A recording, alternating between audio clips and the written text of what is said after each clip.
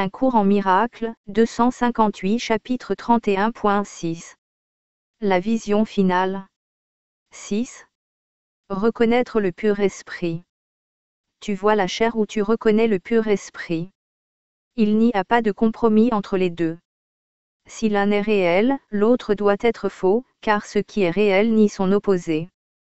Il n'y a pas d'autre choix de vision que celui-là. Ce que tu décides à cet égard détermine tout ce que tu vois et penses réel et tiens pour vrai.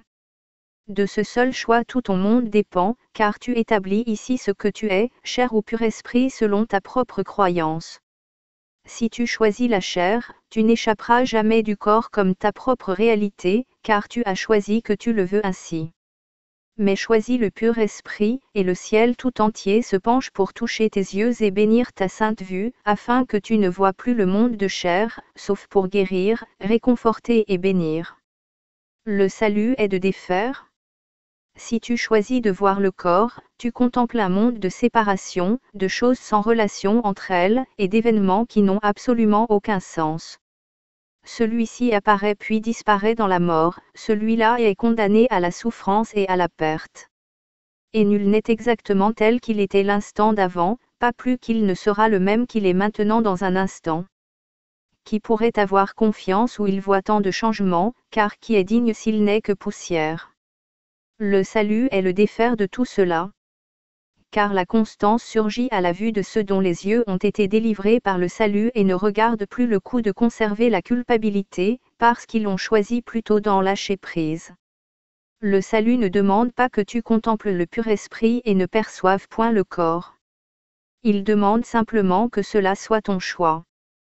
Car tu peux voir le corps sans aide, mais tu ne comprends pas comment contempler un monde à part de lui. C'est ton monde que le salut défera, te laissant voir un autre monde que tes yeux ne pourraient jamais trouver. Ne te soucie pas de savoir comment cela pourrait jamais être. Tu ne comprends pas comment ce que tu vois a surgi pour rencontrer ta vue. Car si tu le comprenais, cela aurait disparu.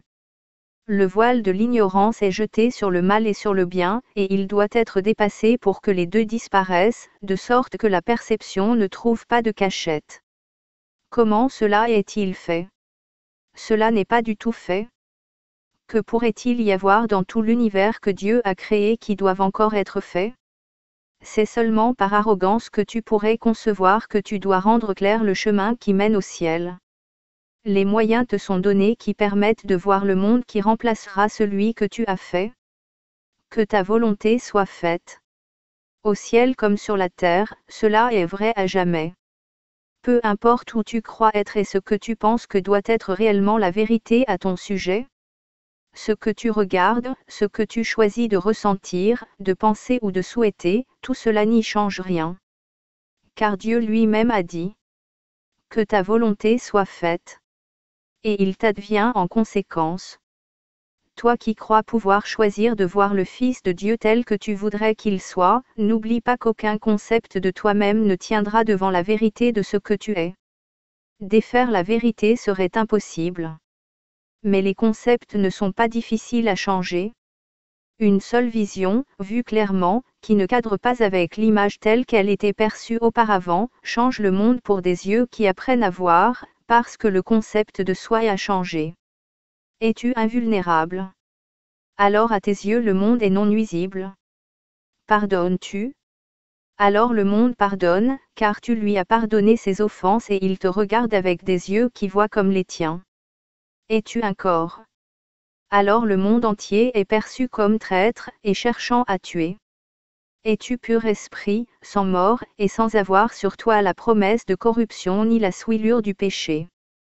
Alors le monde est vu comme stable, pleinement digne de ta confiance, un lieu de bonheur où te reposer un instant, où il n'est point besoin de craindre quoi que ce soit mais seulement d'aimer.